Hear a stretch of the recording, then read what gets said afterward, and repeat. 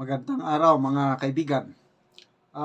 Pag-usapan natin ang mga update ito tungkol sa kalagayan ni dating Pangulong Rodrigo Duterte.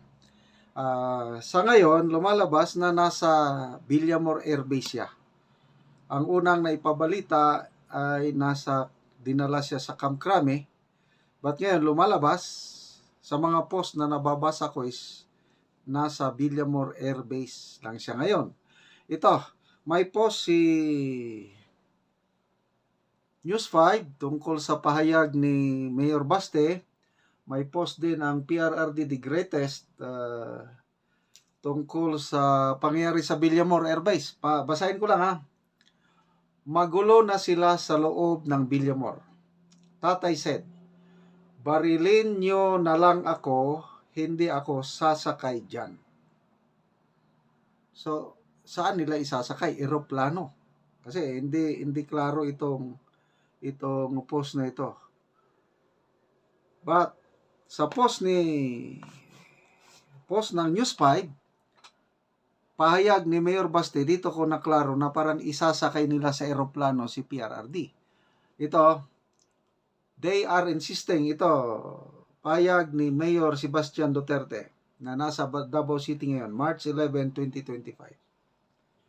They are insisting that PRRD get on a plane to who knows where using an ICC warrant which does not have jurisdiction in this country.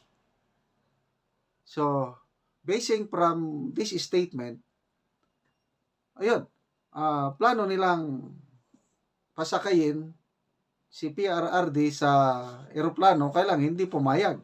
Bakit? Itong post naman na ito, Maricar Serrano, Tatay said, barilin nyo na lang ako, hindi ako sasakay dyan. Mabuti, talagang. Hindi nila basta-basta makaya itong ating presidente, dating presidente, ano? So, ituloy ko yung pahayag ni Mayor Baste. They are insisting that PRRD get on a plane to who knows where using an ICC warrant which does not have jurisdiction in this country. Clowns behaving like clowns again. This has to end. Bongbong Marcos admin is fantasizing that this scenario would materialize, hoping that the issue on the national budget would just go away. The smell of desperation. So, punteriya ni Mayor Baste is distraction ito para mawala ang atensyon ng taong bayan doon sa real issue. Yung 2025 national budget, PhilHealth, may isa pa, yung nangyari sa US, yung may namatay na kasamahan ni First Lady na pinaghihinalaan na may kaduda-dudang dahilan. So those are the real issues. Kaya isinisingit ito. Magbasa tayo sa mga, okay, dito sa people who reacted.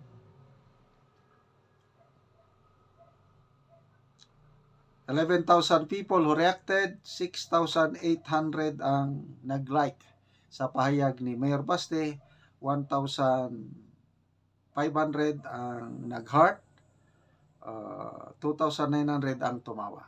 So anong ibig sabihin yung tawa nila? Tinawanan nila itong nangyari. Okay, comments. Palibhasa lalaki. Basta mga taga Davao City, ulitin ko na lang. King Jam mga linaw, matatakpan na ang mga anomalya ni BBM. Joe Imbat Libradilla. Gusto nila mag-alsa masa tayo. Mayroon unrest at kaguluhan para mag-declare sila ng martial law. Rowan Pangaran. Mga ka-DDS, pwede makahingi pamasay papunta Manila para makasama ako sa People Power para kay Tatay Digong.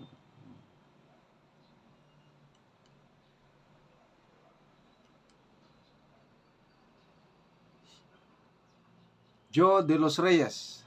Tapos, ang isinod siguro martial law para wala na eleksyon, kawawa ang bayan natin, baon na sa utang, kawawang mamamayan, ang hirap maging Pilipino. Andre Cuervo Jose. Wala naman talagang jurisdiction ang ICC sa Pilipinas. Dahil di naman tayo member nila. Dating President yan si Duterte, nasaan na ba ang batas ng sariling bansa? Yan nga ang question dyan, na wala naman tayo. Na paulit-ulit sinasabi ng Pangulo noon na hindi siya makikipag-cooperate sa ICC. Bakit ngayon? Lumabas ang ICC warrant of arrest na questionable pa. Hindi pa malaman kung authentic ba na warrant of arrest para ma-ICC. Kasi yung perma, parang alanganin yung perma, tapos nakalagay secret. Bakit naging secret yung ICC warrant of arrest? Sabi ng iba na yung warrant of arrest kay Russian President Putin noon, public. Pinubliko. Ito namang Israel Prime Minister, public. Bakit dito kay PRRD is ginawang secret?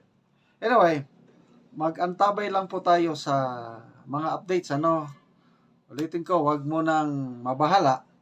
As of now, PRRD is in good hands. Kasama niya may dalawang abogado, Attorney Midaldea, Attorney Delgra, plus nandun si Ma'am Hanilet Abansinya. Relax na relax siya. Kayang-kaya ni Tatay Digong ito, kaya tayong mga nagmamahal sa kanya, wag po tayong ma-stress. The best thing that we can do is to pray for him. Okay? So, salamat sa inyong, mag-inom muna ko. Salamat sa inyong palaging panonood sa ating mga videos. Nakakatulong kayo ng malaki sa Tribong Talandig. Dahil ang income sa channel na ito, tinutulong natin sa tribo. Namimigay tayo ng libreng yero at pako para maayos ang sira-sira nilang bahay. Namimigay din tayo ng solar lights dahil napakadilim doon sa bundok sa kanilang lugar para naman magliwanag ang kanilang tahanan. Panoorin nyo ang video na ito. Karon naami dire sa Sitio Malipayon, Tin City. O naibalay din nga among nabisita nga walay suga, so maghatag mi og solar light. Ayo! Ayo! Ang gabi ngit-ngit lang kayo mo. Wala gi suga. Wala mo suga. Ngano man mo wala mo suga? Naghaling mo. Naghaling ra mo kalayo. Lagi so karon nakita naman gud na wala mo suga, so nabisita namo. So naami yatag sa inyo nga solar light. Sige, atong ipasiga. Hayag na kaayo mo. Hayag na gud. Hayag na kayo. Naanag gi suga. Naanag may suga. Sige na, wawiri na. Wawiri na. Wawiri kay hayag na gid kayo mo.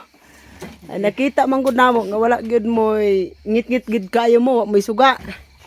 Unsang imong ikasulti nga karon hayag na mo natagaan na mo og solar light.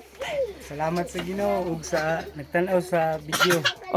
Tagaan na gid suga nga aron di na ngit-ngit. Di na mo ngit-ngit. So nanihapon na mo karon. Wala pa. Wala pa may panihapon. Wala pa. Unsa man ninyong panihapon? Ay. Kamuti. Oo. Kay wala man day ko. Atong tan-awon. Asa man? Wala pa nalungag. Wala pa nalungag. Wala pa naugasan. So, kape pa ang inyong gipabukal-bukal. Ang takuri pa. Lisod gyud ang ilang pagpuyo kay kuan kamuti unya wala pa sila kapanyapon dahil ngit-ngit na sila. Oo. So mora to, salamat. Salamat kaayo. Salamat po. Ingon ka, Michael. Salamat po.